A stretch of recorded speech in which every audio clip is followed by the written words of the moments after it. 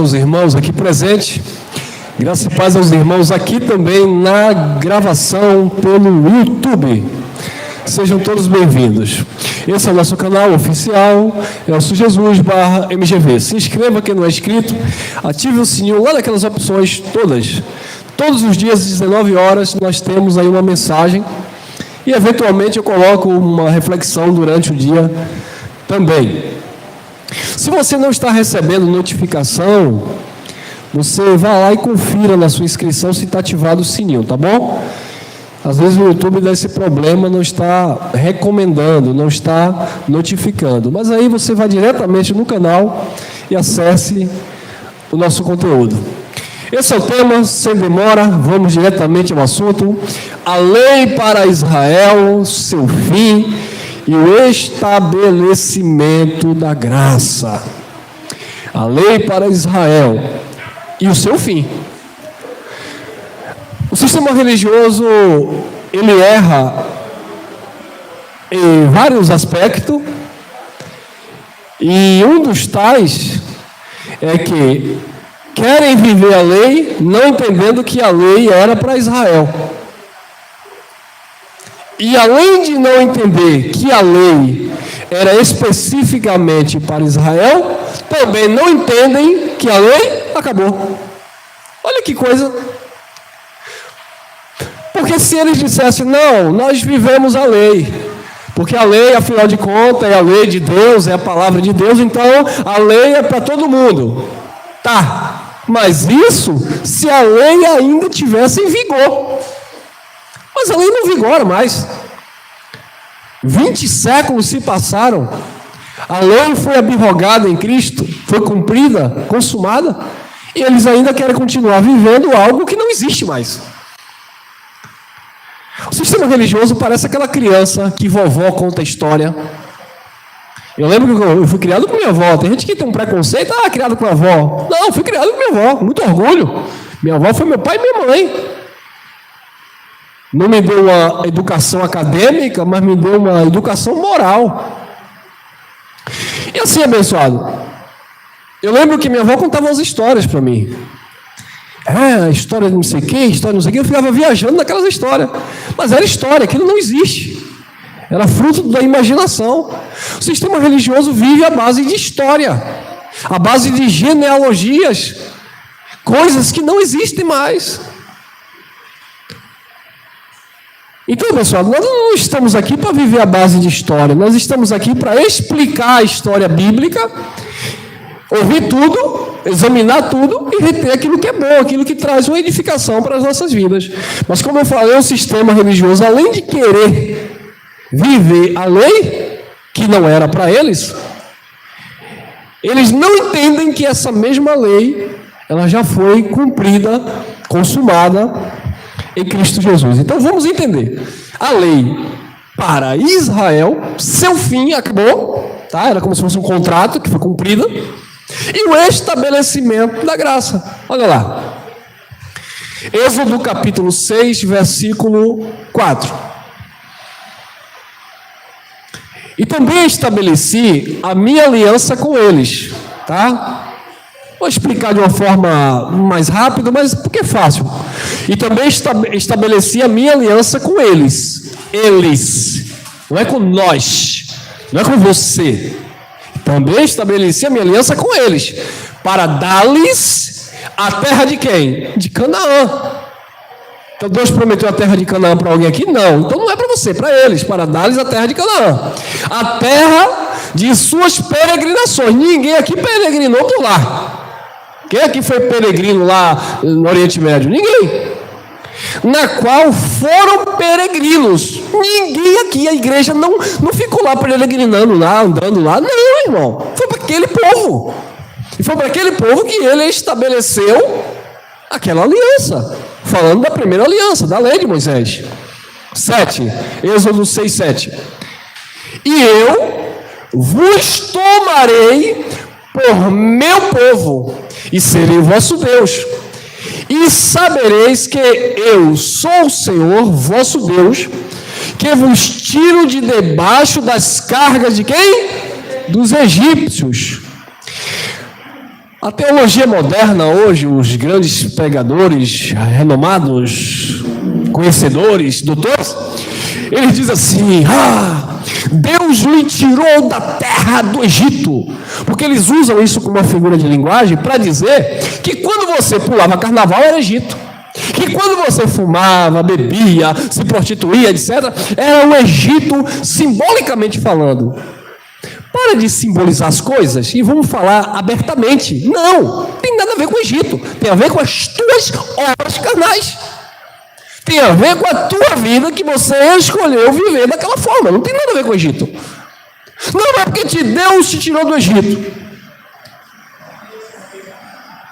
Não, estava falando para aquele povo que Deus tirou de debaixo das cargas, e cargas aqui era no sentido literal da coisa, era peso. Eles trabalhavam, eram escravos no Egito, entraram pela porta da frente 70 almas, se tornaram escravos, cresceram lá dentro e saiu pelo deserto. 400 anos depois, mais de 2.710.000 judeus, uma nação.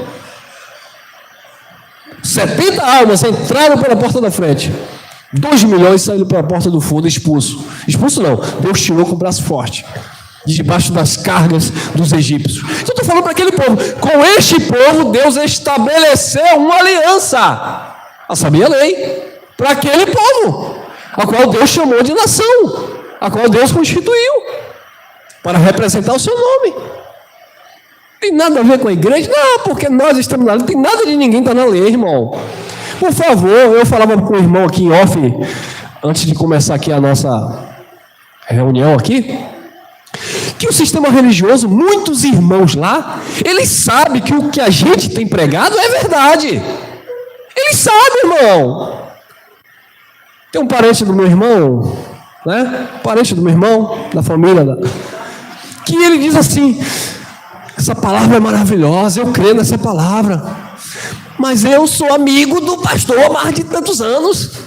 Eu tinha cargos, tenho cargos e preciso prestar conta. O homem então não serve a Deus, serve aos homens. Conhece, mas muitas pessoas, pastores, que nos assistem, você sabia? Tem pastores do sistema religioso que nos assistem. E eles ficam pianinho, porque eles não podem confrontar com a verdade da palavra. Eles vão confrontar para o lado pessoal. É um herege, desviado, filho de Satanás, isso e aquilo, e BBB. Porque não vai para a Bíblia, porque se vier para a Bíblia, não por soberba nós falamos isso, mas vai apanhar. Não vai, é como o irmão ministrava. Jesus pregava com autoridade. A mensagem que nós pregamos é uma mensagem com autoridade. Autoridade não é como eles dizem, autoridade pastoral para mandar na tua vida. Autoridade é domínio, autoridade é conhecimento, autoridade é credibilidade, certeza, convicção. Jesus pregava assim, e isso impactava os fariseus que não pregavam com autoridade. E o que é não pregar com autoridade? Veja bem, eu acho, eu penso, eu vejo. Não tem nada a ver com isso. Isso não é autoridade. Você já viu um médico com autoridade dando uma palestra? Ele pega lá o corpo humano, ele destrincha todo, aqui, assim, assado. Agora vai um para lá, recém-formado, que não estudou a matéria que aquele outro doutor estudou. Ele vai passar vergonha. É assim, o fígado fica ali, eu já ia logo dizer que o coração estava no lugar do rim. Porque eu não tenho autoridade para falar de um assunto. Eu vou falar de um assunto que eu não domino, de uma matéria, de uma ciência. Não vou, irmão. Nós falamos daquilo que nós temos autoridade, conhecimento, respaldo. Então Jesus pregava assim, com autoridade. Então o sistema sabe que nós temos esta credibilidade dentro da palavra, mas ele não aceita pelos motivos deles. Não são todos, é claro que muitos não aceitam porque a palavra de fato não entrou na mente e eles não conhecem mesmo e eles veem isso como heresia. Mas muitos sabem, porque eles estudaram, irmão. Eu fui fazer teologia certa feita com um pastor dessas igrejas centenárias. Ele disse: irmão, vou te ensinar uma coisa aqui. Dízimo nunca foi dinheiro, mas você não pode pregar na sua igreja, porque no dia que você pregar você vai ser expulso. Ou ele disse: você não é um pastor lá que prega dízimo? Ele disse: meu irmão. Resumindo, lá eu faço parte do sistema. Tem um arqueólogo aí muito famoso, eu não vou dar nome aqui, não posso? Um arqueólogo muito famoso, de uma instituição religiosa que guarda o sétimo dia. E ele disse assim: eu tenho um problema sério com alguns textos bíblicos, porque quando eu leio textos bíblicos em Apocalipse, dizendo em breve estarei, em breve virei, eis que eu estou à porta, eis que cedo venho. Claro, o homem estuda. Ele disse: esse breve aqui é logo, é já, para ali, para perto. Porque a mesma palavra do grego, quando ele disse a Pedro: saia agora, não é para sair daqui a 2000 anos. Então ele explicando, ele disse, é a mesma palavra, é o mesmo sentido. Então quando a Bíblia diz que eis que estou à porta e bato, o dia do Senhor está próximo, ele disse: eu tenho um grande problema, eu entro em conflito comigo mesmo. Por quê? Por que ele estava dizendo? Porque ele estava entendendo que, biblicamente falando, Jesus já voltou, mas ele não pode falar. Ele entra em conflito, mas ele não pode verbalizar, porque ele está dentro de um sistema que futuriza a vinda de Cristo. Mas ele se conflita ali, porque ele entende que aquilo era para logo, já chegou, já aconteceu, mas como ele não tem a clareza da graça de Deus, o entendimento que aquilo não era literal, então ele prefere ficar na acomodação da tradição religiosa. E nós, abençoados, nós não fomos chamados para ficar acomodados com o sistema. Nós fomos chamados para viver a graça, a luz e o conhecimento do Evangelho. Então Deus tirou aquele povo das cargas dos egípcios. 6:8. E eu vos levarei à terra, acerca da qual levantei a minha mão, jurando que a daria a Abraão, a Isaque e a Jacó, e vos darei por herança. Eu, o Senhor, Deus estava dando aquela terra que ele prometeu a Abraão, Isaque e Jacó, ao povo que ele tirou do Egito. Foi uma aliança que ele fez com aquele povo. E ele cumpriu a parte da sua aliança, ele colocou o povo lá dentro. Mas o povo que não cumpriu a sua parte na aliança, porque a aliança é um casamento, eu cumpro o meu papel de marido e minha esposa, papel de esposa. Deus cumpriu o papel daquele que fez a promessa, que deu a aliança, colocou o povo lá na terra de Canaã, como ele havia prometido. Mas dos 210 mil judeus que saíram do Egito, quantos entraram lá? Só 2, Josué e Calebe. E aqueles que nasceram no caminho durante os 40 anos que eles passaram peregrinando. E os mais velhos ficaram tudo pelo caminho, porque não cumpriram sua parte na aliança, anularam a aliança com Deus. Mas aqueles que perseveraram dentro daquele contexto, alcançaram a terra prometida, que era uma terra física. Porque como a lei era sombra, Hebreus 10:1 diz que a lei era sombra, uma prefiguração de Cristo mostrando a terra prometida, que foi a nova e eterna aliança que desceu do alto. E hoje nós estamos dentro desse reino inabalável de justiça, onde estamos descansando, não no descanso de um sábado, mas no descanso eterno, quando entendemos a graça do Pai. Amém? Êxodo 24:7. E tomou o livro da aliança, a Torá, e o leu aos ouvidos do povo. E eles disseram: tudo, o povo disse lá, tudo o que o Senhor tem falado, é o quê? Faremos e obedeceremos. Nananina não. Não fizeram, não obedeceram. Mas eles se comprometeram, mas não cumpriram. Diferente de Deus. Deus não é homem para que minta, e nem filho do homem para que se arrependa. Mas o povo não cumpriu a sua parte, a sua parcela. Êxodo 34:27. Disse mais o Senhor a quem? O Senhor falou ao pastor, e o pastor chegou aqui na igreja e disse assim: olha, Deus soprou aqui no meu ouvido, aleluia. Não soprou no seu, soprou no meu, porque eu tenho intimidade. É assim? Porque para Deus falar com você, Deus está proibido de primeiro não passar por mim. No sistema é assim. Irmão, irmão, pastor, Deus me mostrou isso aqui, pastor, olha que coisa linda. O que foi que você entendeu aí, vaso? Não, pastor, olha esse texto, o que é que diz? Não. Mas por que, pastor? Porque Deus não falou primeiro com o anjo da igreja. Como é que Deus vai falar com Deus? Aí eles dizem, mas como eles são maliciosos. Deus não quebra princípios. Deus estabeleceu o anjo da igreja. Eu já ouvi muito isso, hein? Deus estabeleceu os anjos da igreja. Se Deus quiser falar com você, primeiro vai falar comigo. Mentira. Mentirosos. Aí ele diz assim, muita gente, aí de onde vocês saíram também, vocês sabem disso. Muita gente saiu do nosso meio porque não queria ouvir a palavra do anjo da igreja que Deus revelou. Não, é porque Deus estava lá, como está em Apocalipse 3:20, eis que eu estou à porta e bato. Se o anjo da igreja que está lá dentro pregando abrisse a porta, o Senhor entrava e dava ceia, o pão, que é a palavra. Mas o anjo da igreja trancou a porta e guardou a chave no bolso. Aí ele disse, se alguém aí dentro ouvir a minha voz, abrir essa porta aí, é a mente. Eu vou sentar com ele, eu vou cear. Você vai estar sentado com Cristo nas regiões celestiais. E o pastor vai ficar bicudo. O anjo da igreja vai ficar bicudo. Porque era ele para dar a palavra para libertar o povo. Ele quis escravizar o povo. Deus o libertou de outra forma.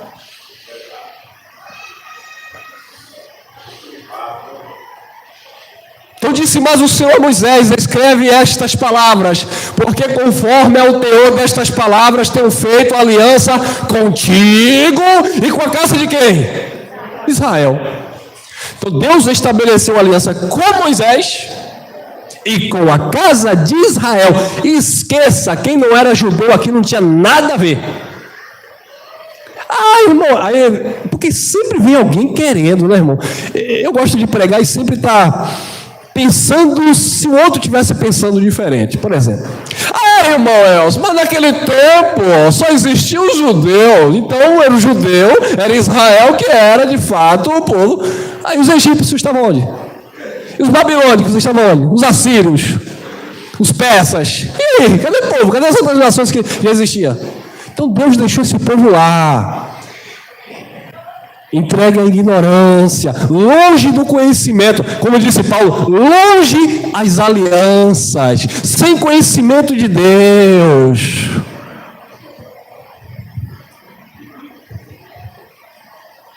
Então Deus estabeleceu com Moisés e com Israel, com o judeu. Não foi nada com a igreja, não tem nada a ver aqui com a igreja. Mas está na Bíblia. Meu irmão, você fica dizendo que dízimo não é para ser aplicado hoje, mas Abraão deu dízimo e isso foi antes da lei. Como você me explica? É fácil. Abraão foi o pai da fé dos hebreus. Ele representava os hebreus, ele era patriarca dos hebreus. Deus ia fazer uma aliança com o povo judeu. Um povo que Abraão era o pai na fé, uma referência, o patriarca. Nós não estamos em um sistema patriarcal humano. O dízimo que Abraão deu era despojos da guerra, não tinha nada a ver com o salário mínimo. E outra, foi um dízimo voluntário. Ele disse que pegou e deu e acabou. E detalhe, quando eles usam isso para dizer que Abraão deu e porque a gente está dizendo que não é para dar, a gente também faz a mesma pergunta. Abraão também foi circuncidado, tu foi? Todos os servos de Abraão, todo mundo caiu na navalha. E aí? Já que tu dá o dízimo de Abraão, eu dou dízimo porque o dízimo é antes da lei, o dízimo foi de Abraão. Então tem que circuncidar também, meu filho, porque foi antes da lei também. Mas viu que povo, é por isso, abençoado, que nós precisamos conhecer essas verdades para a gente cortar o mal pela raiz. Aí você vai ter autoridade, porque quando alguém disser, então me explica aqui, porque foi dado antes da lei. Aí você diz, sim, e a circuncisão não foi antes da lei também? Aí a pessoa, aí não vai ter argumento, vai te esculachar toda, né? É forte, né, igreja? É forte, igreja.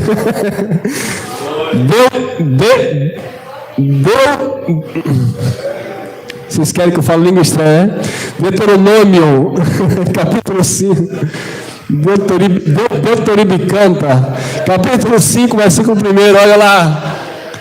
E chamou Moisés a todo Israel, e disse-lhe, ó igreja, ó Israel, os estatutos, isso é interessante, tá, abençoado? Os estatutos, os juízos que hoje vos falo aos ouvidos, e aprendê-los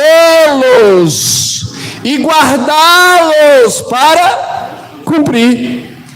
Então, Moisés estava instruindo Israel e disse: olha, para vocês ouvirem os estatutos e os juízos. É aqui que entra as 613 ordenanças. Porque quando nós falamos da lei, o povo pensa que é lá o 10 mandamentos que Deus escreveu na tábua de pedra. Não! Ali havia ainda os estatutos e as ordenanças daquele povo. Tinha que cumprir tudo isso. Não era guardar o sábado, ou não comer carne de porco. Não, abençoado. Tinha os estatutos, tinha os juízos, 613 ordenanças.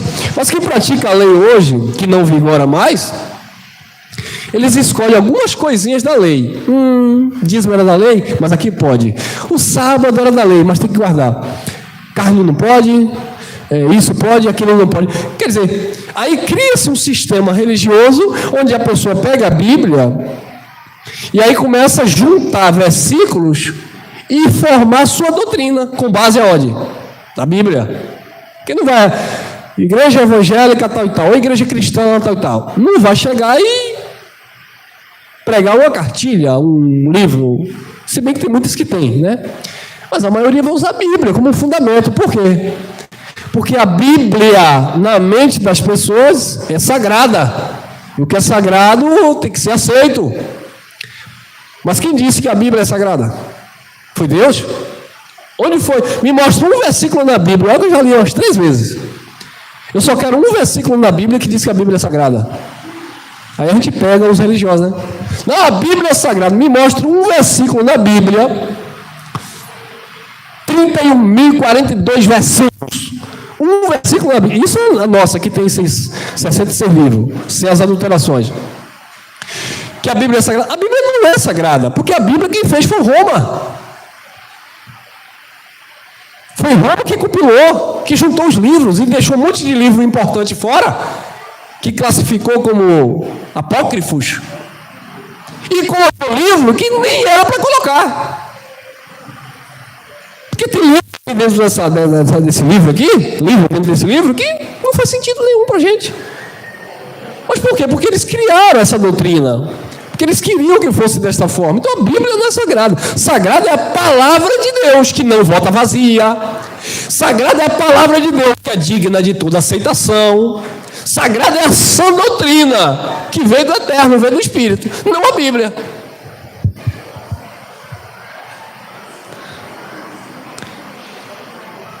Então Deus estabeleceu a lei, chamou o povo, né? Moisés chamou o povo. Primeiramente, tinha que aprender. É necessário aprender, irmão. Uma irmã me fez uma pergunta e ela disse: irmão Elcio, eu estudo o Velho Testamento, mas meu marido disse que não é para estudar não, que é só para eu ler de Romanos a Hebreus, que é as cartas paulinas. Eu falei: não, pode estudar, tem que aprender. Como é que se você não aprender? Não é para você praticar. Como é que você vai argumentar o Novo Testamento se você não tem nenhuma base do Antigo Testamento, que teve o seu fim, cumprimento e o estabelecimento da graça? É como se você estivesse pulando etapas. Você vai chegar na autoescola antes de ir para a parte teórica, né? Teórica primeiro. Vai lá estudar os livros. Antes de ir para a parte teórica, já pula para a prática. Sim, exatamente. Não pode pular etapas. Por isso que o tempo que a gente passou no sistema religioso foi permissão do Pai. Então hoje, quando as pessoas vêm e recebem logo a mensagem da graça, é até mais simples. Por quê? Porque já tem pessoas instruídas que já podem passar uma informação mais limpa, né? Mais pura, coerente. Mas nós tivemos que passar por esse processo, principalmente nós que estamos sempre aqui falando alguma coisa acerca do Evangelho. Então não, você vai ler, tem que aprender. Porque se você não lê na lei, você não vai aprender que dízimo era semente. Você não vai aprender que as tribos foram divididas. Você não vai aprender nada. Então, não, vou ler só as cartas de Paulo. Sim, e aí? Aí também não vai entender, porque Paulo, em muitas das suas cartas, Paulo está falando do paralelo entre a lei e a graça. Paulo está dizendo que a lei era boa. Aí você, e agora? A lei é boa ou não é? Paulo está dizendo que a lei é espiritual. E agora? Então tem que entender porque Paulo disse que foi vendido o pecado. Por quê? Por causa do pecado que estava na primeira aliança. Tem que entender isso, senão não... Paulo vai dizer para a mulher usar o véu em Corinto. E agora, se eu não entender o que estava acontecendo, que ali não era nem a questão da lei, era a questão do contexto histórico do local, a cultura, a situação em si. Então, Paulo mandou as viúvas lavar os pés dos santos. E aí, se eu não entender que aquilo é cultural e aquilo ali tinha uma influência do judaísmo antigo? Tem tudo isso que Paulo falava também, que era rudimento, que era ainda para aquele povo, amém? Porque não é tudo que Paulo pregou que é para ser aplicado para a igreja como igreja em graça. Então Moisés falou para aquele povo, para o povo aprender, tinha que aprender, guardar aquele pacto e cumprir, obviamente. Deuteronômio 5, 2 e 3. O Senhor nosso Deus fez conosco, não é comigo e contigo. O problema é que as pessoas leem a Bíblia e se colocam dentro do texto. Isso é um perigo, irmão. Porque Deus está falando aqui com a gente. Não, abençoado. Você pode até ler alguma passagem que Deus deu uma palavra atemporal, que não foi para aquele momento. Você pode ler alguma passagem aqui, principalmente no Novo Testamento, das cartas paulinas, uma frase, uma palavra que tinha um direcionamento para o Espírito, para os filhos de Deus, não fisicamente falando, vivendo aquela aliança, ou a transição daquelas alianças, mas uma mensagem de cunho, de caráter espiritual, aí sim. Mas eu não posso ler todos os versículos, textos que vai dizer nós, e me encaixar ali dentro, porque muitas vezes ali, o nós ali não era eu e você, era nós eles no tempo dele.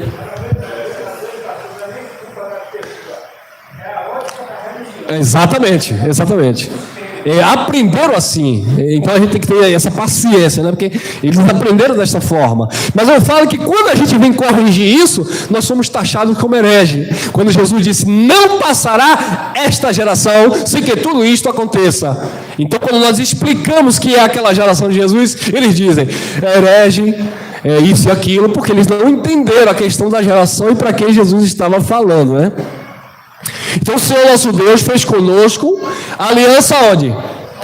Em Horebe. Não com nossos pais fez o Senhor esta aliança, mas conosco, todos os que hoje não é agora, século 21, dia 7 de... Que mês nós estamos? De agosto, 7 de agosto de 2022, não.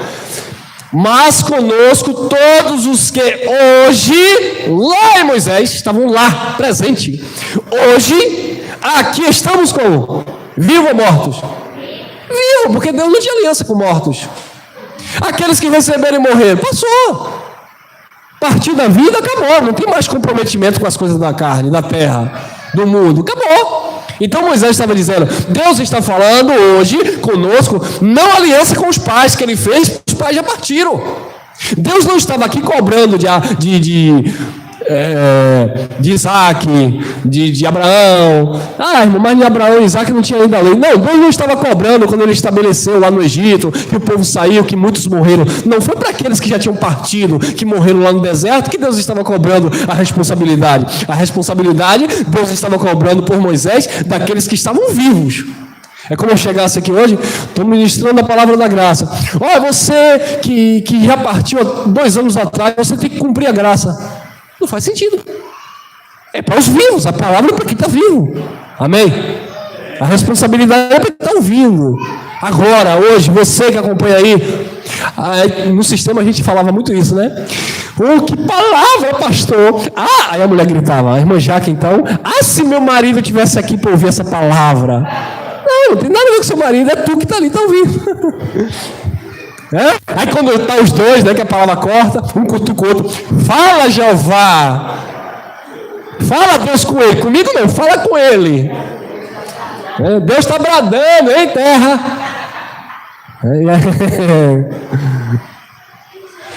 Então era com os vivos, com aqueles que estavam ali, que tinham compromisso.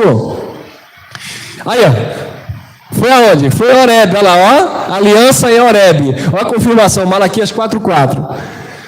Porque os pastores amam Malaquias 3:10. Mas por que não lê Malaquias 4:4? Está no mesmo livro, no mesmo contexto. Malaquias 4:4. Lembrai-vos da lei de Moisés meu, que eu lhe mandei aonde? Em Horebe, para todo o quê? O Israel, a saber, estatutos e juízos. Então está claro, abençoados, que Deus deu a lei por intermédio de Moisés, lá no Monte Horebe, para todo Israel. Não tem nada a ver com a igreja. Mas por que, irmão Elcio, o povo gosta de usar a lei? Para sacrificar, irmão. Para sacrificar e para escravizar. Se eu não uso a lei, eu não vou pedir sacrifício. Como é que eu vou dizer aqui hoje para você, irmão? Vamos sacrificar no altar. Vocês vão olhar para a minha cara e vão dar risada. Irmão, sacrificar, irmão? No altar, irmão Elcio? Agora lá no sistema, irmão, vamos sacrificar, porque Isaac, porque Gideon, não é isso? Porque Abraão, porque aí começa a lembrar dos heróis da fé. Vamos sacrificar, porque nós estamos na campanha, no sacrifício de Daniel. Vamos sacrificar tudo da lei, que não é para você. Então fica fácil manipular as pessoas. Traga seu tudo, vê para o altar, porque assim como aconteceu com aquela mulher, e BBB, e vai acontecer com você, então traga, aí o povo vai. Mas quando você entende que não está vivendo a lei de Moisés, porque não era para você, e nem vira mais, não faz sentido você sacrificar coisíssima nenhuma. O que há em nós é uma disposição, uma disponibilidade, um esforço de nossas partes, né, para manter de fato e defender a verdade do Evangelho, né? Mas não um sacrifício a ponto de perder sangue, de dar seu tudo. Não, irmão, não. Ele se fez pobre para que nesta aliança nós fôssemos ricos de sua graça. Ele não quer ninguém capenga, mas o sistema quer ver o povo tudo capenga. Para quê? Para depender deles. Quer ver o povo tudo ferido, porque se eu não te ferir, você não vai me procurar para eu te curar. Então eles querem ver o povo ferido, doente. Para quê? Porque você não está vindo para a casa de Deus. Porque aqui é o hospital de Jesus. É aqui no altar que Deus manifesta. Não é isso que eles dizem? Então o povo se torna escravo daquela doutrina, daquele ensinamento. Se eu não for, eu não sou abençoado. Se eu não for sacrificar, eu não recebo de Deus. Porque Deus é um Deus, na visão deles, que gosta de barganha. É um Deus agiota, trabalha com a agiotagem. Nem sei se é essa palavra, né? Deus vai te dar, mas vai te dar com juro. A juros, né? Você vai ter que pagar depois em dobro.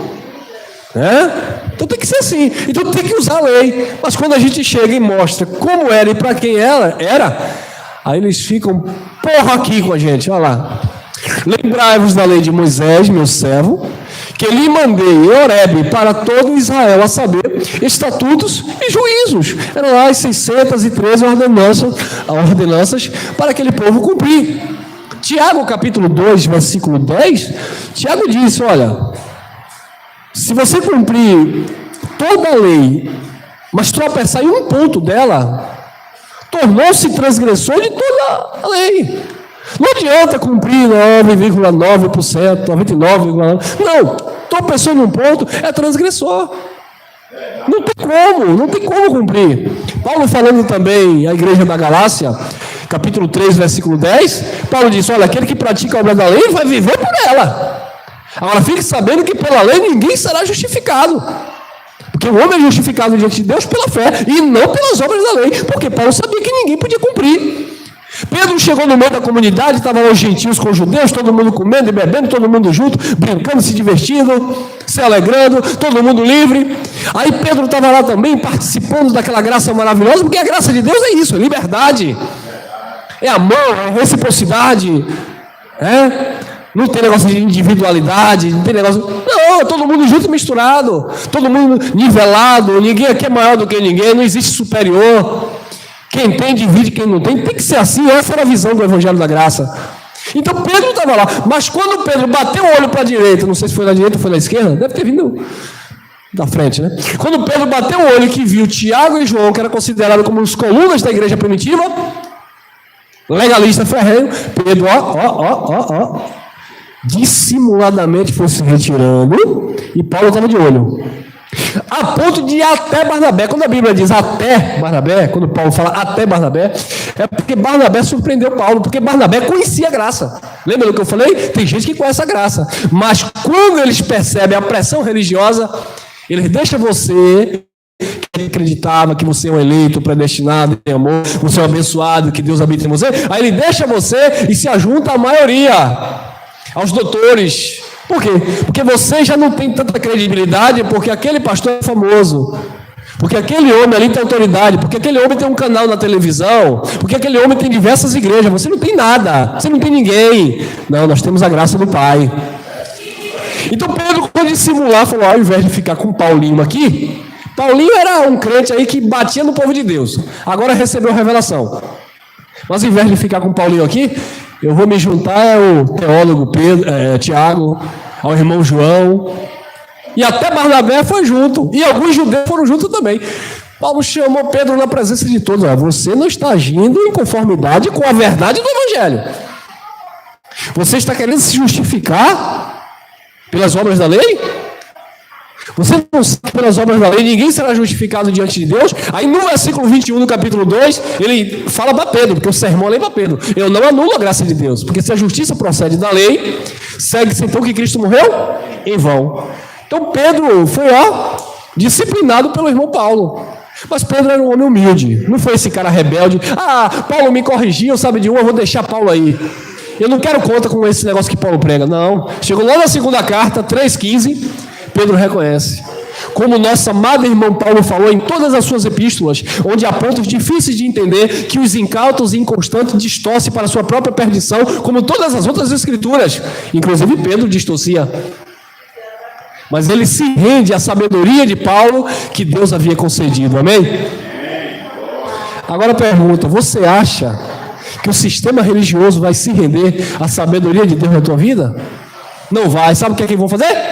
Te apedrejar, como fizeram com Estevão. Quando Estevão falava com autoridade, com conhecimento, meu irmão, ninguém resistia a Estevão. Está lá no texto de Atos 7. Ninguém resistia à ousadia espiritual de Estevão. E Estevão não era um apóstolo, não era um pastor presidente, era como eles dizem hoje, era um diácono, era um obreiro de classe C. Mas aquele obreiro, aquele diácono, deu uma lição nos legalistas, nos fariseus, nos escribas, a ponto deles ficarem perturbados. Ao invés deles se renderem à sabedoria de Estevão, foi o que eles fizeram? Pedra. Você acha que vão te abraçar? Vão tacar pedra em você. Que nada. A minha igreja tem 70 anos de fundação, vocês aqui, que nada. Aí você vai lá, mostra, estuda, pesquisa, aponta. Não, irmão, que nada, nem é assim não. Meu pastor não me ensinou isso. Tá, fica com o seu pastor. Mas Pedro se rendeu, houve humildade em Pedro, e Pedro de fato passou a entender mais acerca da graça de Deus. Mas aqui, abençoados, fica claro que Deus mandou por boca de Moisés para todo Israel estatutos e juízos. Não foi para a igreja, foi para Israel. Vamos lá? Pronto, aqui ó, cheguei, presta atenção. Mateus 23. Olha o que Jesus disse, porque o sistema religioso gosta de usar esse texto, principalmente esse texto isolado, para dizer aí, ó, você está dizendo que não tem que dar dízimo. Olha o que Jesus falou, não foi Moisés não, irmão, foi Jesus. Agora eu te peguei, não foi Moisés não. Você está dizendo que a lei é de Moisés, mas quem falou aí foi Jesus de Nazaré. Foi, olha lá, 23. Olha o público para quem Jesus está falando, nem está falando para a igreja, e nem está falando para os seus discípulos, está falando lá, ai de vós, escribas e fariseus, hipócritas. Quer dar o dízimo baseado nisso aqui? Então dê, hipócrita, fariseu, doutor de nada, Não vai dar o dízimo baseado nisso aqui? Ah, porque Jesus falou para os escribas, fariseus e hipócritas. Que você sabe que existia fariseu que não era hipócrita, né? Paulo, por exemplo, era fariseu, mas Paulo não era hipócrita. Paulo ele era ferrenho, fariseu nato, dedicado, zeloso das obras dos pais, sobressaía aos jovens da sua idade. Não, Paulo era um fariseu religioso, zeloso de Deus sem entendimento, mas Paulo não era hipócrita, Paulo era verdadeiro. O camarada perseguia crente de tanta convicção que ele tinha no judaísmo, então ele não era fariseu. Então Jesus estava falando para os fariseus hipócrita. Então, irmão Elcio, me aponta um hipócrita fariseu, aquele que for orar no templo. Eu não sou como esse pecador miserável, eu dou dízimo. Paulo não ficava gritando que dava o dízimo, Paulo não ficava gritando que estava fazendo jejum, mas Paulo não fazia? Sim ou não? Fazia, porque Paulo guardava a lei. Saulo de Tarso, né? Mas Paulo não ficava batendo no peito, apontando, aí, eu não sou como esse miserável. Mas o hipócrita que foi orar no templo, porque eu dou o dízimo de tudo que eu possuo, porque eu jejuo 3 vezes na semana, eu não sou como esse pecador aí, ó. Ali era um fariseu hipócrita. E a religião está assim, ó, cheia de crentes hipócritas. Mas são todos? Não. Tem muitas pessoas de caráter no sistema religioso, verdadeiras, que sobressaem muitos dos que se dizem graça. Porque não é todo mundo que é do sistema religioso que é batata podre, não. De jeito nenhum, irmão. Aí eu saio em defesa. Tem pastores do sistema religioso, prega errado porque aprenderam errado, ensina errado porque aprenderam errado, mente cauterizada, não entenderam a graça. Mas são pessoas de famílias, pessoas de caráter, pessoas que compram e pagam, pessoas que não ficam fazendo fofoca com o nome do irmão. Pessoa que não anda brigando por tudo. Não, tem os verdadeiros. Então Jesus estava falando para os fariseus hipócritas. Ai de vós, escribas e fariseus hipócritas, pois que dizimais o quê? Hortelã, o endro e o comigo. Cadê o dinheiro? Já que eles vão usar Mateus 23 para dar dízimo, então os irmãos tinham que levar batata, laranja, né? Tomate, o dízimo de plantas, o dízimo de colheita da terra. Mas nessa parte eles pulam. Agora que interessante, né? Para ler Mateus 23 diz que é Novo Testamento, mas para receber, ele diz, não, mas veja bem, é porque mudou algumas questões. Claro que mudou, foi eles que mudaram, os pais da igreja moderna.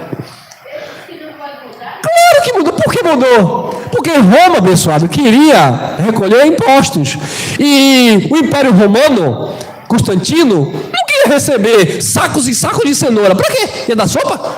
Ele não queria nem botar barraca na praça. Ele queria impostos, dinheiro, money. Ele queria real. Então, vai lá, pega lá o que está no Velho Testamento desse povo aí. Eu sei que lá no Velho Testamento era dízimo do endro, do cominho. Eu sei. Constantino sabia, abençoado. E tem gente que acredita que Constantino se converteu porque a mãe era crente. Nada a ver. Então ele disse, vamos fazer, sabe de uma coisa? Vamos oficializar o cristianismo, porque cristianismo é raiz romana, tem nada a ver com Cristo. Vamos oficializar o cristianismo, a religião legalizada. Então ninguém mexe neles. Ninguém toca neles. Eles são. Nós vamos proteger a igreja, né, irmão? É como o abençoado chegou aí fazendo propaganda de uma deputada para proteger a igreja de Cristo. Proteger a igreja de Cristo, irmão? Nós vamos defender. Como é que chama? Aquilo que a igreja precisa. Nós vamos defender a igreja de Cristo porque estão querendo parar a igreja. Foi exatamente o que Constantino fez.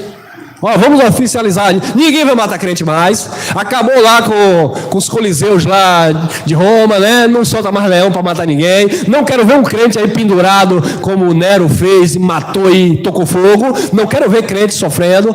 Todo mundo agora vai servir ao império. Cristo estava lá? Não. Paulo, que defendia a igreja com unhas e dentes, sofria por amor à igreja, estava lá? Não. Então o que foi que eles fizeram? Não tem negócio de Paulo aqui, não tem negócio de Pedro aqui, a gente vai falar deles. Porque a gente quer colocar aqui uma doutrina e tem que ter eles como base. Mas aqui quem manda não é Paulo, quem manda não é Pedro, quem manda também não é Jesus. Quem manda aqui é Roma. Vamos colocar aí um Papa, substituto do apóstolo Pedro. Viu aí como é fácil manipular? E aí pronto, vem dízimo agora em dinheiro. Aí a igreja evangélica, protestante, saiu da onde? De lá, irmão. E aí vai mudar? Não, troca 6 por meia dúzia. Era Eucaristia. Na igreja evangélica virou Santa Ceia. Na Bíblia não existe. Para os judeus, era Páscoa dos judeus. Era dízimo para os judeus. Está escrito. Era dízimo e só a tribo de Levi recebia. Era da lei. Está escrito. Mas Roma pegou e disse, não. Vocês acham que eu vou legalizar vocês e vocês não vão me dar uma ponta? Vocês vão pagar imposto, mas vão pagar em nome de Jesus. Em nome de Jesus, vocês vão pagar imposto. Ah, detalhe, não vai pagar para o governo, para a Receita Federal, não. Vai pagar para mim, porque é eu que sou pastor desse negócio. Eu sou o cabeça branca, o dono da lancha. Então eles cobram o imposto em dízimo. Povo sabido, irmão. Mas estamos aqui para bater essa sabedoria carnal e maligna. Ai de vós, escribas e fariseus hipócritas, por dizimais a hortelã, o endro e o cominho, e desprezais ou negligenciais o mais importante da graça, da lei. Viu que Jesus estava aí no cumprimento da lei? Eu não coloquei aqui no sermão, mas está aí na Bíblia, Gálatas capítulo 4, versículo 1 em diante. Versículo 4, se não me falha a memória, nascido de mulher, nascido sob a lei. Então Jesus nasceu debaixo da lei. Jesus em vida não estava em graça, ele estava cumprindo a lei. Por isso que ele diz, desprezais o mais importante da lei. Mateus 23 não é evangelho da graça, é lei de Moisés em cumprimento. Não tem como agora enganar a gente com esse texto. Tem um famosão aí, né? Malacheia. Que ele diz, não, porque eu dízimo, lá em Mateus 23, Novo Testamento, porque eu sou teólogo. Você é um 71, falso profeta, mentiroso, porque eles sabem. Ah, sabe sim, irmão, sabe, claro que sabe. Aí, ó, Lucas 16. Vamos lá. Lucas 16. A lei e os profetas duraram até quem? Até João, irmão. Será que esse povo que está nesse dia reunindo a massa, será que esse povo não conhece essa passagem? É o que eu falei. Se alguém chegar e questionar lá dentro, ô pastor, Lucas 16, pastor, a lei e os profetas, pastor, duraram até João, pastor. Aí ele vai olhar assim. E aí, você entendeu o que é com isso aí? Não, pastor, eu estou entendendo que o texto está claro, o texto é objetivo, que a lei e os profetas duraram até João, até. Eles têm que respirar fundo, nisso a mente já está, nisso a mente já está assim, ó, filho do capeta, tu está se levantando contra a minha autoridade? Ele já está aqui na mente, Jesus de Nazaré, me dê aí algo aqui que eu já estou aqui com calafrio. Como é que eu vou responder esse irmão? Aí ele vai lá e vem cá. Meu irmão, veja bem, até João significa que não tinha sido cumprido ainda, aleluia, mas Jesus cumpriu para continuar, agora a gente deve continuar cumprindo. Não, irmão, ou seja, ele vai distorcer aquilo que o irmão entendeu, e é por isso que você não ficou no sistema e nem eu. Porque, é claro, a lei e os profetas duraram até João. Então, quando alguém levanta a mão e diz, eis que eu sou profeta de Deus na tua vida, você pergunta logo, seu nome. Você é o profeta João? Filho de Zacarias? Que ficou mudo? Você é filho da irmã Isabel? Você é filho da irmã Isabel? Ah, não. Então me desculpe, irmão, tu não é profeta coisíssima nenhuma, porque Cristo disse que o último profeta foi João.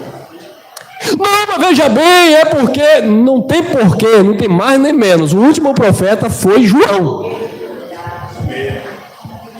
A Ah, mas é porque a lei também, olha lá, olha lá. A lei e os profetas duraram até João. Desde então é anunciado o reino de... E todo homem emprega força para entrar. Entrar onde? Emprega força, irmão. Aí você me pergunta, irmão Elson, por que aí o homem tinha que empregar força? Tinha que ser por esforço para herdar o reino? Ô irmão, olha o conflito que estava havendo aqui. Tinha lei vigorando, tinha profeta vivo, cumprimento das promessas, das profecias. Estava tudo tão verde, tudo tão recente. Você acha que o povo ia simplesmente dizer assim: ô Caifás, eu não vou mais aí no templo não, viu? Ô Caifás, tu estava me roubando no dízimo, eu não vou mais nunca dar o dízimo, rapaz. Você acha que ia ser assim? Não. Para eles herdar o reino, ou nesse caso esperar o reino, o estabelecimento do reino, tinha que ser por esforço. O que foi que Jesus falou para os seus discípulos? Aquele que não renunciar a amor de papai, de mamãe, não tomar sua cruz e me seguir, não digno de ser meu discípulo. Agora hoje é para você renunciar ao amor de papai, de mamãe, desfazer casamento por causa do evangelho da graça? Não, irmão, não quer seguir não? Fica aí com o teu sistema. Eu sigo, porque agora eu tenho liberdade de espírito, amém? Mas naquele tempo era por força. Era por força. Lembra quando os discípulos começaram a comer ali? Não sei se estava com muita fome. E eu já estou olhando aqui para o bolinho ali da irmã Vera. E os discípulos começaram comendo e tal, e tal. Os fariseus, que estavam na lei, cumprindo a lei, os hipócritas, né, que nem cumpria, mas diziam que cumpria. Ô Jesus, por que os teus discípulos comem sem lavar a mão? Por que os teus discípulos estão quebrando a tradição dos nossos pais? Aí Jesus disse: ô fariseu hipócrita, e por que vocês anulam o mandamento do Senhor por causa da tradição de vocês? Então você percebe que havia um esforço tanto de Jesus quanto dos discípulos para viver a manifestação do reino de Deus, sendo que a lei ainda vigorava, o templo estava de pé, o sacerdócio de homens ainda permanecia, e o sacerdote Caifás se sentia ameaçado com aquela mensagem de Jesus, porque ele não queria perder a sua posição, né? Sentado na cadeira de Moisés para manipular o povo. E é por isso que ele queria a todo custo matar Jesus. Então era difícil para as pessoas esperarem ali o reino, e é por isso que Jesus dizia: não estejais ansiosos pelo comer, pelo que beber. Aí Jesus disse: olha, buscar em primeiro lugar o reino de Deus, vai ser por esforço, não para você agora, não para mim, porque nós já nascemos dentro desse reino, mas para eles não, tinha que se esforçar para viver aquele reino que estava sendo manifestado em Cristo. Jesus disse: buscar o reino de Deus e a sua justiça, e todas estas coisas vão ser acrescentadas na vida de vocês. Mas o povo até hoje está ensinando o povo: bora buscar o reino de Deus, porque Jesus disse para buscar. Jesus disse para buscar, mas não foi você buscar, foi para aquele povo buscar. Porque para aquele povo o reino de Deus era por força, era por violência. Mas hoje não, hoje é pelo... já viu a profecia, não é por força, não é pela violência, mas é pelo Espírito. Hoje é pelo Espírito, porque se o Espírito não abrir a mente, não é por eu estar aqui me esforçando, me esgoelando e falando da Bíblia de Gênesis e Apocalipse. É pelo Espírito. Se o Espírito não abrir a mente, não adianta eu gritar. Amém, abençoados? Então a lei e o profeta duraram até João, e ele se esforçava para entrar no reino de Deus, tinha que ser por força. Ou seja, para andar com Cristo, tinha que renunciar, tinha que tomar a cruz, seguir. Era todo aquele... Lembra de Nicodemos? Nicodemos não queria largar a cruz. Largar a cruz, ela largou o sistema. Aí ele viu Jesus de noite, ele: mestre, tu és vindo de Deus, viu? Ninguém faz o que tu faz se Deus não for contigo. E Jesus olhou e falou: quer herdar o reino de Deus? Tem que nascer de novo. Mas veja bem, não, tem que nascer de novo da água do Espírito. Água, palavra para ser lavada em Espírito. A nova aliança que seria implantada em breve pelo sangue de Cristo. Senão não ia herdar o reino. Então Nicodemos se tornou aquele discípulo secreto de Jesus. Como também José de Arimateia, se não me falha a memória, que era um discípulo, mas ele fazia parte lá da cúpula do Sinédrio, né, da política judaica. Então, ele era aquele discípulo 007 de Jesus, discípulo secreto, porque ele não quis largar a cruz para seguir Jesus. Teve um jovem que disse: onde tu for, eu seguireis. Jesus disse: pega a tua cruz e me siga, venda tudo que tem dos pobres. O jovem: nada, vou nada. Vou não, mas é o reino, mas eu não quero. Mateus 11:13, olha lá, Mateus 11:13. Porque todos os profetas e a lei profetizaram até quem? Viu? Até João. Então a lei era para os judeus e todos os profetas e a lei profetizaram até João. Queridos, quando alguém chegar hoje para você, abrir a Bíblia e ler uma mensagem e jogar para o teu futuro, rechaça, não receba, é anátema.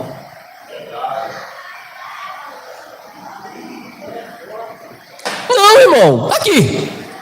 Ezequiel profetizou aqui, irmão, ó, vale de ossos secos. Então, irmão, o povo de Deus está parecendo esse vale de ossos secos e precisa receber vida. Isso é uma profecia para a igreja. Nananina não. Vale de ossos secos era a condição de Israel diante de Deus. É um pacto de condenação e morte. Mas ele mandou Ezequiel profetizar vida, profetizar carne, ossos, juntas, e aí na visão, aquilo era visão, tá bom? Na visão Ezequiel via aqueles exércitos se levantando. Por último, Deus fez o quê? Soprou fogo de vida, o espírito, e se tornou um numeroso exército. Quem foi aquilo? Israel, que estava morto diante de Deus, e quando Cristo bradou na cruz e está consumado, eles receberam vida. Os mortos ressuscitaram como primícia em Cristo. Não existe mais negócio de vale de osso seco, não, irmão. Só se for, aí eu posso até parafrasear, pregar como matemática, pode existir um vale de osso seco na mente dos carnais, dos religiosos que não têm conhecimento da palavra da graça. Aí esse vale mesmo que só palavra para limpar, que é essa cultura religiosa de que eu perco salvação, de que Deus está ali no monte, e etc. Isso é um vale, né, que tem que ser de fato aplanado, mas não naquele sentido da profecia. Então, todas as profecias. Certa feita teve aí rumores de guerra, que sempre tem, acho que foi na Síria, acho que foi na Síria, se não me engano, não me falou a memória, mas não foi no Oriente Médio, aí teve uns rumores de guerra aí, que sempre tem, é normal isso lá. Menino, você via nas redes sociais só os profetas de plantão. Porque Isaías 17 está se cumprindo, porque Deus mandou não sei o que, a guerra lá na Síria, não, abençoado. Aquilo que estava profetizado aconteceu lá uns 60 anos depois daquela profecia, não tem nada a ver com os dias atuais. Porque todos os profetas e a lei profetizaram até João. Não tem mais profecias para acontecer na tua vida. O que tem agora, abençoados, e isso não vai ser hoje, domingo que vem, papai do céu permitindo, a gente vai falar. O que tem agora é o nível de glória que você vive no eterno. Aquilo que foi prometido para eles, que é uma realidade em você, em nós. Mas não é porque está profetizado que vai acontecer, é porque já aconteceu. Porque todos os profetas e a lei profetizaram até João. Então, quando levantaram a lição da lei, você pode dizer, você pode ler, tente me explicar. Agora, não tente aplicar na minha vida como doutrina, porque acabou em João. Mas eu sou profeta de Deus na tua vida. Tu pode ser profeta de Deus na tua casa, na vida da tua esposa, na vida do teu filho, na vida de quem tu quiser. Na minha vida tu não é profeta de Deus coisíssima nenhuma. Você não é João? Aí você acha que esses homens vão ouvir isso e vão gostar de Elcio? Vão gostar de vocês? Não é nada, irmão. Olha aí, João capítulo 1, versículo 17. João, capítulo 1, versículo MGV. João, capítulo 1, versículo MGV. É porque Ministério, Graça e Verdade, né? Olha lá. Porque a lei foi dada por a graça e a verdade vieram por quem? Jesus Cristo. Então, quando alguém está cumprindo a lei, não está em Cristo, está em Moisés. Porque a lei veio por Moisés para Israel.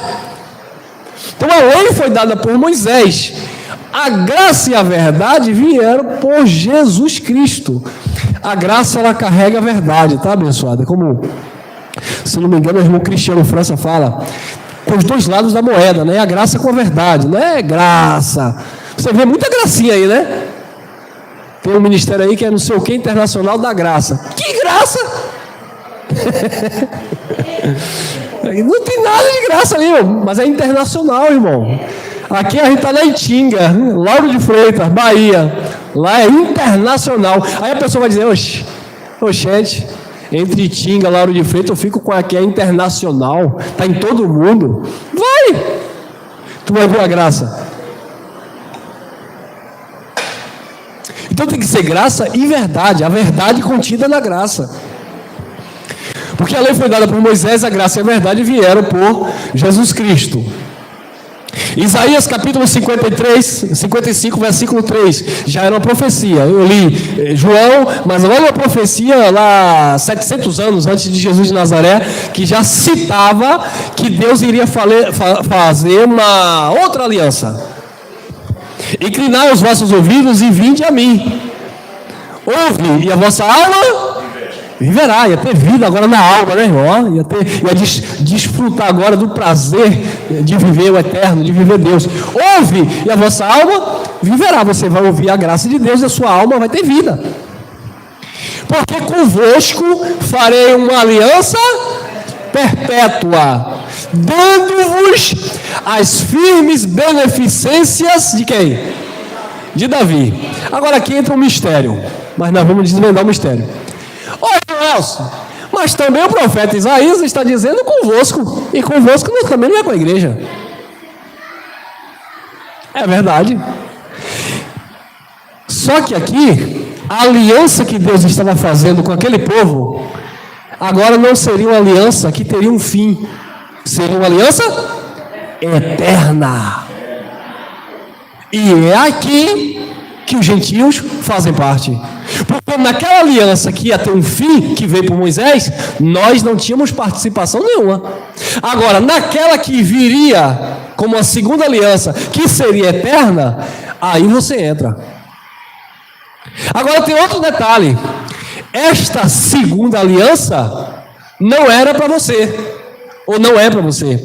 Esta segunda aliança era para os judeus que esperavam as bênçãos ou de Davi. Aqueles a quem Deus fez a promessa. Mas como assim, irmão Elson? Claro, simples de entender. Porque a nova aliança, ou a segunda aliança, ela só pode ser vista do ponto de vista, desculpa a redundância, para os judeus que viveram debaixo da primeira. Aí Deus estabeleceu uma nova, e agora perpétua. Então, a segunda aliança, ela foi estabelecida para os judeus. Ei, irmão, agora estreitou o manto. E eu fico aonde?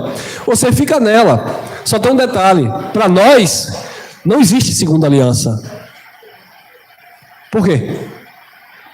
Porque você não teve a primeira. Para nós, que nós não somos judeus, é uma única e eterna aliança que Deus fez com o seu povo, não mais os judeus, mas o seu povo de um modo geral. Amém? Então nós não estamos debaixo da segunda aliança. Nós estamos debaixo da plenitude da graça de Deus, que é a aliança eterna. Porque segunda era para quem recebeu a primeira, e você não recebeu a primeira, quem recebeu a primeira foi os judeus. Então a segunda aliança no sangue de Jesus foi para os judeus. Nós nascemos debaixo de uma aliança que já é eterna, que não se acaba jamais. Amém? Agora é claro que na leitura é normal, a gente vai falar de duas alianças, da primeira e da segunda, é o que nós estamos desenvolvendo aqui para uma compreensão do assunto. Amém? Então Deus disse por boca de Isaías, né, que era o profeta messiânico: inclinai os vossos ouvidos e vinde a mim, ouvi, a vossa alma viverá, porque convosco, com os judeus, né, farei uma aliança perpétua, dando-vos as firmes beneficências de Davi. No capítulo 53, tem o sermão do servo sofredor, que ele diz que foi ferido por causa das transgressões do seu povo, morrido pela iniquidade do seu povo. O castigo que iria trazer a paz para o seu povo estava sobre ele, e pelas feridas do seu povo, ou das suas feridas, fostes sarado. A igreja evangélica prega lá, dizendo que Jesus levou as tuas enfermidades, as tuas iniquidades. Não, levou do judeu. Nossa, não. Quer ver a contradição? Aí eles mesmos usam esses textos e dizem assim: você não pode aceitar uma dor de cabeça, você não pode aceitar uma dor de barriga. Aceitar, ninguém aceita. Eu não quero nada disso para minha vida. Mas essa carne velha sempre tem alguma coisa, irmão. Precisa de uma manutenção. É igual um carro velho, tem que trocar o óleo, tem que trocar o filtro, né? Às vezes eu prefiro mexer até no carro, porque eu já tenho noção de quanto vai ser, do que mexer em mim. Porque quando você começa a mexer em você, aparece a coisa, irmão. E vai mexendo no açúcar, aparece o sal. Mexe no sal, aparece o sangue. Mexe no sangue, aparece o calo. Mexe no calo, é o cabelo. Rapaz, eu digo: Jesus, eu creio que o Senhor já terminou meus dias. Eu vou ficar quieto. E homem relaxado para isso. Mulher ainda vai, mas homem para procurar um médico, ela luta. E tem que ir naquele médico lá do dedo. Ninguém quer ir lá no médico do dedo, irmão. Tem que ir no médico do dedo, irmão. Tem que ir, irmão. Mas para ir é uma luta. Mas tem que ir. Então, por que começa a aparecer coisa? Rapaz, o negócio é sério, irmão. Tem um irmão lá no fundo que não quer contar com o médico. Olha lá, ele tá risada. Aí o povo usa esses textos: porque ele levou sobre si as tuas enfermidades. E o coitado está lá dentro da igreja, se acabando dentro do sistema, com a cabeça doendo. Faz um exame de vista, abençoado, coloca um óculos novo, talvez seja isso. Não, é porque o pastor disse que Jesus levou sobre si. Vai! Enfermidades, iniquidades, era o pecado, era a transgressão do povo de Israel. Mas a gente não acreditava nisso? Oxe, eu não aguentava estar com mal-estar. Jesus, arranca de mim, porque está escrito, Senhor. Ainda vai lá, ainda quando Jesus falava em João, né? Tudo que vocês pedirem em meu nome, eu vos darei, para que o Pai seja glorificado. Jesus, me dê, Senhor, me dê. Jesus não dava, porque ali tem um contexto. Ele estava falando para os discípulos, especificamente, dentro de um contexto de tribulação que aquele povo ia passar, e Deus estava livrando aquele povo. Ele disse: eu não abandonei, aqueles que o Senhor me deu, eu guardei. Só se perdeu o filho da perdição, que era Judas ali, naquele contexto. Mas não, eu não posso pegar aquela palavra e pregar hoje para vocês: irmã, Jesus disse, viu, tudo que a senhora pedir, ele vai lhe dar. Calma, devagar, não é assim. Eu não estou dizendo com isso que Jesus não cuida, que o Pai não ministra na sua vida. Não é isso. Eu não estou dizendo com isso que eu não acredito que Deus cura uma pessoa que está enferma. Não é isso. Eu só estou dizendo para você não se utilizar de um livro que é histórico e querer exigir algo de Deus baseado na letra. Não vai não. Agora, baseado no Espírito, rapaz, isso aí é você com Deus, é algo muito individual. Eu acredito, creio, tenho o meu relacionamento com Deus, e isso é intocável. Mas não é uma doutrina para passar. Você vai receber porque Jesus disse que ia dar, porque Deus disse, porque Ele levou. Não é uma doutrina. E eles fazem de doutrina. Então, queridos, Ele estabeleceu uma aliança, iria estabelecer, é uma profecia, né? Iria estabelecer uma aliança perpétua. Como o último profeta foi João Batista, e João Batista está ali se cumprindo o fechamento das Escrituras, o cumprimento da lei e dos profetas, e ali vem Cristo agora pregando o reino de Deus. Ele vai morrer na cruz logo depois e estabelece no seu sangue uma nova e eterna perpétua, que muitos estão dizendo que não existe mais, que a graça acabou. Nada, acabou não, irmão. É perpétua, é eterna. Olha lá, Jeremias capítulo 31, versículo 31, outro profeta também vai profetizar acerca agora dessa aliança perpétua, eterna.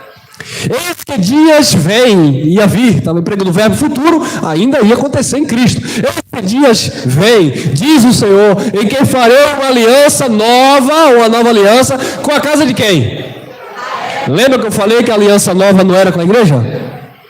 Era com a casa de Israel? Porque a aliança nova é porque eles estavam vivendo debaixo da velha. Deus não fez uma aliança nova com você. Com nós é uma única e eterna aliança.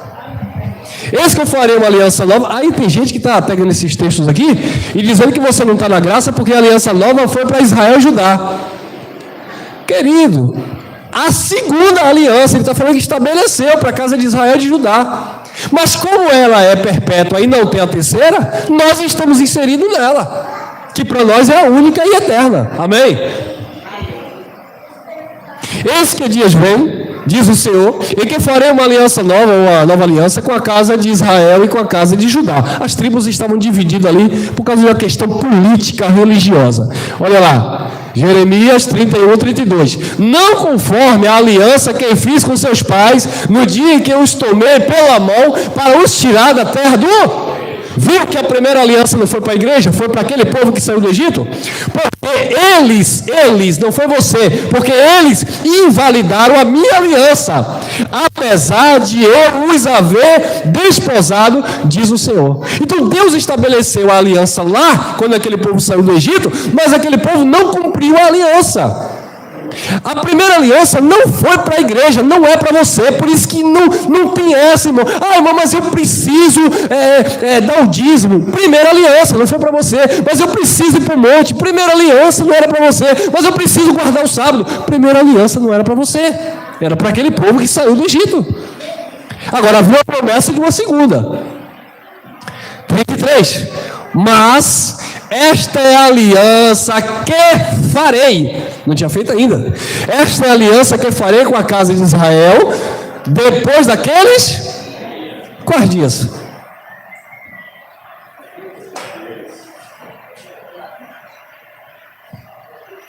Depois daqueles dias.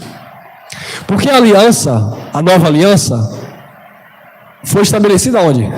No sangue de Jesus. Então, depois daqueles dias, quando Jesus simbolicamente deu pão, deu vinho, que não tem nada a ver com suco, era vinho mesmo, ele disse: esse é o meu corpo que é partido por vós. O corpo foi partido por quem? Não foi por você, não foi por mim. O corpo de Cristo foi partido pelos judeus. Este é meu corpo que é partido por vós. Porque estava escrito lá em Isaías 53, ele levou sobre si o pecado do seu povo, a maldição que havia no seu povo. Esse é meu corpo que é partido por vós, simbolicamente falando, porque ele ainda não estava na cruz. Toma e coma. Esse é o sangue da nova aliança que será derramado. Beba, fazer isso em memória de mim. Então, quando ele morreu e o sangue foi derramado, foi estabelecida uma nova e eterna aliança, ou seja, uma segunda aliança para a casa de Israel. E agora, irmão, e nós? Os gentios que estavam longe da primeira aliança, quando esta aliança foi estabelecida, o véu do templo se rasgou do alto a baixo, a parede de inimizade contida na lei veio abaixo, e dos dois povos Deus fez um só. E pelo mesmo Espírito, ambos com acesso ao Pai. E aí ele levanta Paulo para falar agora dessas riquezas que nós só vamos falar na semana que vem. Mas esta é a aliança que farei com a casa de Israel depois daqueles dias, diz o Senhor. Porém a minha lei no seu interior, ou no seu entendimento, e a escreverei no seu coração, na mente.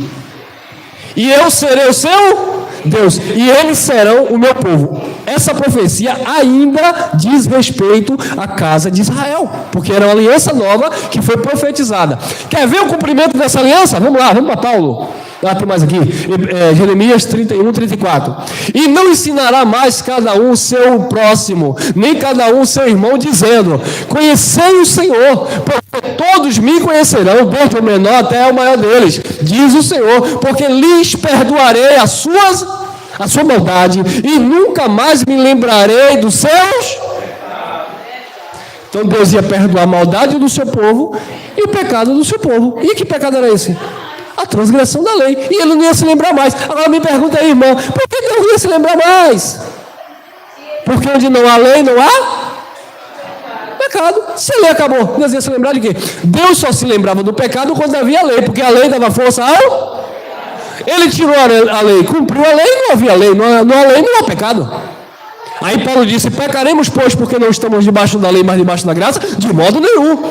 Se morremos para aquilo que estávamos retidos, viveremos agora para aquele que de fato nos chamou à liberdade de Cristo. E não seja a liberdade para dar ocasião à carne. O evangelho é lindo, infelizmente o povo distorce. Não me lembrarei mais dos seus pecados. Foi a profecia de Jeremias. Cumprimento da profecia e Paulo falando aos hebreus. Irmão Elcio, agora aqui estreitou. Porque aqui, nessa carta, Jesus de Nazaré já tinha morrido, já tinha ressuscitado. Então, irmão, aqui já é a graça. E por que Paulo estava falando isso aqui? É simples, irmão. Eu não posso ler isso aqui como se Paulo estivesse aplicando para os hebreus. Paulo estava aqui trazendo uma profecia à tona. Paulo estava aqui examinando. Lembra do que o irmão falou? Que quando Paulo pregava, os bereanos iam lá nos pergaminhos? Peraí, deixa eu ver se o que Paulinho está falando está certo.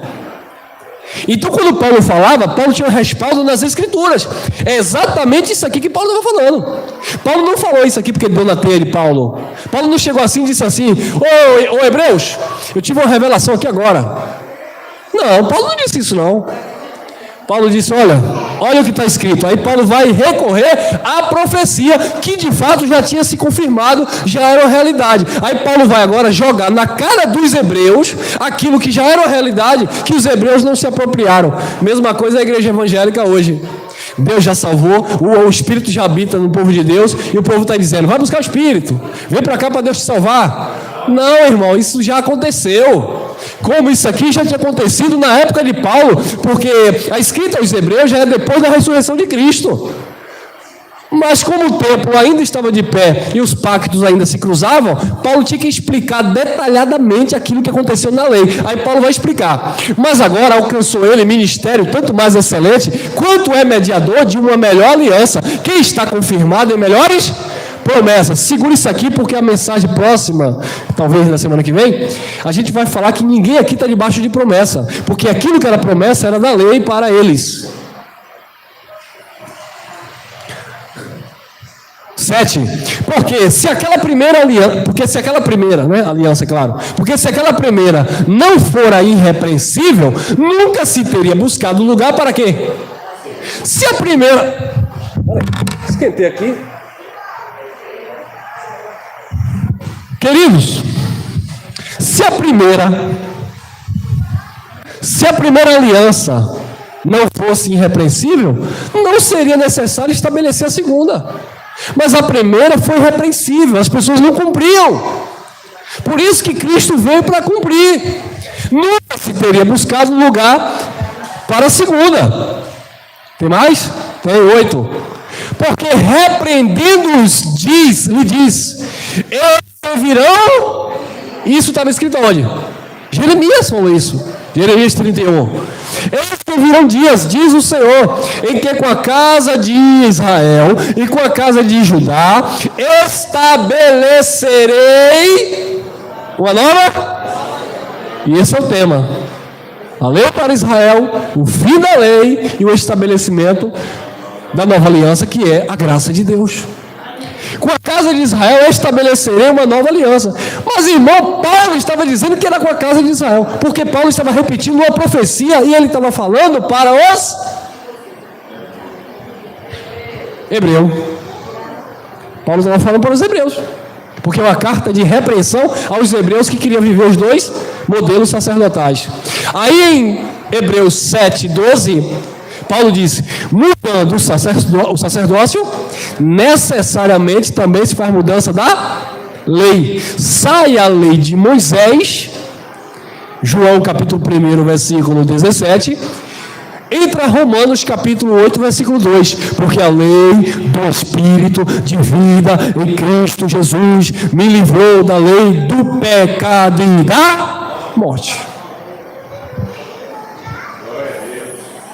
9, Hebreus 8, 9. Não segundo a aliança que fiz com os seus pais, no dia em que eu os tomei pela mão para os tirar da terra do Egito. Viu que Paulo estava repetindo a mensagem de Isaías? Como não permaneceram naquela minha aliança, eu para eles não atentei, diz o Senhor. Então Deus não atentou para aquele povo, porque aquele povo não permaneceu. Então Paulo estava dizendo: olha, a profecia de Jeremias se cumpriu. Jesus na cruz não morreu em vão, não. Ele estabeleceu uma nova aliança. Mas estava difícil o povo entender isso. Como até hoje é difícil o sistema entender, lamentavelmente. 8:10. Porque esta é a aliança que depois daqueles dias farei com a casa de Israel, diz o Senhor. Então quem lê essa passagem pode dar a entender aos ouvintes que o que Paulo estava falando era para o futuro de Paulo. Não, irmão. O que Paulo estava falando aqui era do futuro do profeta Jeremias. Quando Jeremias disse, ele vai estabelecer. Quando Jeremias disse, ele vai fazer. Quando Jeremias estava profetizando, Paulo estava mostrando como foi a profecia. E que de fato aquilo ali já tinha o cumprimento dessa palavra. Porém as minhas leis, olha lá, tudo que o Jeremias falou. Porém as minhas leis no seu entendimento, e em seu coração as escrevereis. E lhes serei por Deus, e eles serão por povo. Tem mais? Tem 11. E não ensinará a cada um seu próximo, nem cada um seu irmão, dizendo, conhece o Senhor, porque todos me conhecerão, desde o menor até o maior. Cumprimento da profecia de Jeremias, Hebreus 8:12. Porque serei misericordioso para com as suas iniquidades, e de seus pecados e de suas prevaricações não me lembrarei mais. Por quê? Porque a lei ia acabar, então Deus não ia se lembrar, porque não havia lei. Quando nós dizemos aqui que Deus não ia se lembrar, não é para a gente pensar humanamente. Tem gente que quer levar Deus parecendo que Deus é homem, né, irmão? Irmão, como assim Deus não ia se lembrar? Deus teve amnésia? Não, irmão, Deus não ia se lembrar, é Deus não levar em consideração. É como diz 2 Coríntios 5:18, isto é, Deus estava em Cristo, reconciliando consigo mesmo o mundo, e o mundo ali é os judeus, não imputando os seus pecados. Então não é que Deus esqueceu da transgressão daquele povo, é que Deus anulou a transgressão daquele povo, porque ele cumpriu o escrito de dívida que disse Paulo, havia contra nós, eles. Amém? Não me lembrarei mais. 13. Dizendo, nova aliança envelheceu aí, irmão. A nova aliança envelheceu a primeira. A primeira se tornou antiquada. A nova aliança envelheceu a primeira. Aí Paulo agora vai trazer algo que Jeremias não falou. Presta atenção. Tudo que Paulo falou aqui foi o que Jeremias profetizou. Agora Paulo vai trazer um entendimento. E aí é onde entra a luz da graça de Deus. Ora, o que foi tornado velho e se envelhece, aqui ó, perto está de acabar. Agora aí já é a revelação do terceiro céu que Paulo prega. Por quê? Porque, abençoado, a lei ainda estava vigorando. Porque o templo estava de pé. Sacrifícios ainda eram feitos lá no templo. Então, ainda não tinha acabado. Embora Jesus já tivesse consumado a eterna aliança, já tivesse estabelecido, aliás, já tivesse implantado, mas a nova aliança só seria definitivamente estabelecida quando o marco, que era o templo dos judeus, viesse abaixo. Então Paulo disse, está velho, está envelhecendo, está perto de acabar. Não tinha acabado ainda, mas já ia acabar. E de fato, acabou. Por quê? Hebreus 13:20. Ora, o Deus de paz, que pelo sangue da aliança eterna, aliança perpétua, tornou a trazer dos mortos a nosso Senhor Jesus Cristo, grande pastor das ovelhas. Aliança eterna, é o que Isaías falou, aliança perpétua. 2 Coríntios 3,14. Mas os seus sentidos foram endurecidos, porque até hoje o mesmo véu está por se levantar na lição do Velho Testamento, na primeira aliança, o qual foi por Cristo abolido. Cristo já tinha abolido, já tinha cumprido, mas o véu estava na cabeça do povo, na mente do povo. A aliança estava se envelhecendo, ia acabar, mas o povo continuava a praticar, por causa do véu. Assim é hoje. 3, 15 e 16. E até hoje aqui é no tempo de Paulo, mas nós podemos trazer e atualizar isso, porque hoje também, infelizmente, é assim. Porque até hoje, quando é lido Moisés, a lei, o véu está posto sobre os corações dele, a mente. Mas, quando se converterem ao Senhor, ao Cristo ressuscitado, palavra da sua graça, então o véu se tirará. Mas, infelizmente, muitos não tiraram ainda. Gálatas 2:21. Não aniquilo, não anulo a graça de Deus.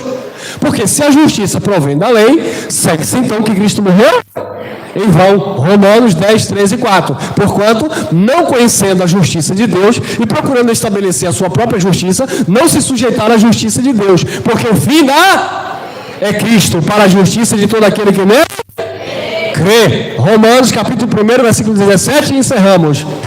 Porque nele, no Evangelho, ou em Deus, se descobre a justiça de fé e fé, como está escrito, o justo viverá da fé. Amém? Fé na graça de Deus. Graça e paz, graça eterna para o povo que está livre do sistema religioso.